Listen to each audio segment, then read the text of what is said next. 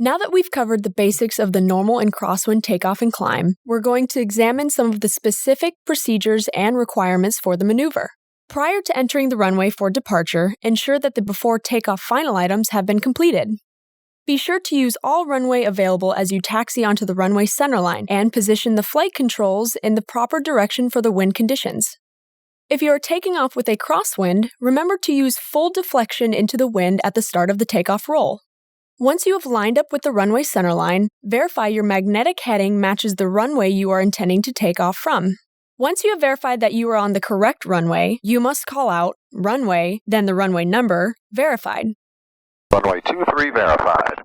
Now that you have verified the runway, smoothly and continuously increase the power to full throttle. Remember that as you add power, the left-turning tendencies of the airplane will try to turn the airplane to the left. Compensate for these turning tendencies with rudder and maintain the runway centerline as you accelerate. If you are departing with a crosswind, the aileron inputs must be reduced as the airflow over the control surfaces increases and the controls become more effective. As you accelerate, glance inside at your engine instruments and tachometer and make sure that they are all indicating normally. If they are, call out In the green. Then glance at your airspeed indicator and verify that it is showing an increase in airspeed and call out airspeed alive. Once the airplane reaches VR, which is 55 knots indicated airspeed, call out rotate and increase the back pressure on the yoke. Raise the nose until the top of the glare shield meets the horizon. That will give you a pitch attitude of approximately 9 to 10 degrees nose up. Once the airplane is airborne, maintain the VY pitch attitude and climb at 74 knots. Correct for wind drift and keep the airplane tracking over the center line of the runway. When a positive rate of climb is established and there is no runway remaining, depress the brake pedals to stop the wheels from spinning and call out positive rate.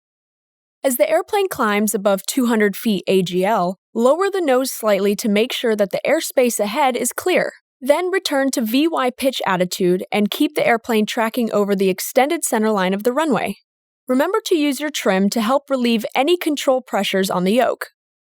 As the airplane passes through 500 feet AGL, lower the pitch slightly to establish an 85-knot cruise climb. This will give you a pitch attitude of about 7 to 8 degrees. If you need to climb faster, you can skip this pitch reduction and continue climbing at VY.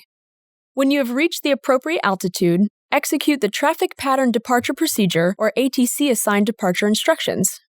Once you have climbed through 1,000 feet AGL, complete the climb checklist.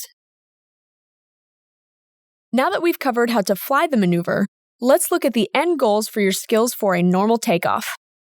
Some of the standards for the end-of-course check ride include: prior to takeoff, you must verify that you are departing from the correct runway. Determine the wind direction and apply the proper control inputs to keep the airplane tracking straight down the center line of the runway during the takeoff and climb. Be sure to rotate and lift off at the proper speed, and then immediately establish the VY pitch attitude plus 10 and minus 5 knots indicated airspeed throughout the climb to a safe altitude. You must complete the climb checklist after you have reached a safe altitude.